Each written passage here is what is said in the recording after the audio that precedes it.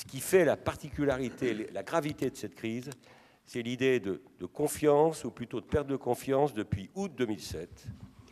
Ce problème de crise de confiance entre les banques est la conséquence d'un problème de non-transparence.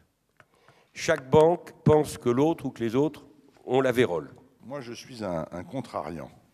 C'est-à-dire que, et je le dis devant Christian, parce qu'il le sait, il l'a entendu, en juin 2007, je ne savais pas d'où viendrait le coup, mais j'ai dit le monde est dangereux, les marchés sont dangereux, les marchés sont trop chers, les actions sont survalorisées, etc. Bon. Aujourd'hui, je dis l'inverse. Dans le ventre du marché aujourd'hui, il y a une peur indicible et il y a l'idée, sur laquelle je ne suis pas d'accord, mais enfin c'est sous les marchés pensent, l'idée qu'on aura une récession dure et longue. On sait malheureusement, on sait comprendre et gérer les crises du passé, mais ce n'est pas très intéressant.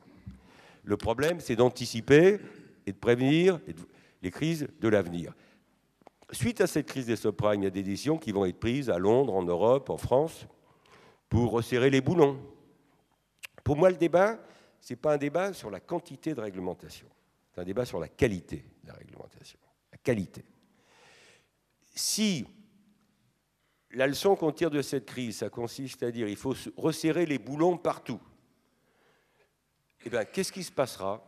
Vous allez engendrer dans le système une volonté de la part des banques, des entreprises et des autres de contourner des réglementations qui deviendraient beaucoup trop contraignantes. Les Européens, eux, pensent, c'est pas totalement faux, que les Américains sont très responsables de cette crise par les excès en tout genre qu'ils ont commis, notamment dans le monde de la finance, et donc souhaitent mettre en avant un agenda de refonte de l'architecture financière mondiale. Dans les années 30, un économiste anglais qui n'est pas Keynes avait dit « The money which is nowhere must be somewhere ». C'est exactement le débat. La monnaie qui est nulle part, elle doit quand même se trouver quelque part. Donc, vous avez la bulle Internet qui se forme entre 1995 et 2000 sur les valeurs technologiques. Ensuite, parce que les arbres ne montent pas jusqu'au ciel, elle explose à partir de mars 2000. L'argent qui quitte les marchés d'actions, the money which is nowhere must be somewhere, il va où? Il va vers l'immobilier. Le dégonflement de la bulle Internet provoque le gonflement de la bulle immobilière.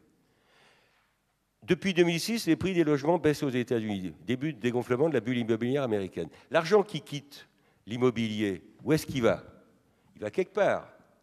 Il va sur le pétrole, les hedge funds, ils vont sur le pétrole, sur les matières premières énergétiques, le prix du baril passe à 150.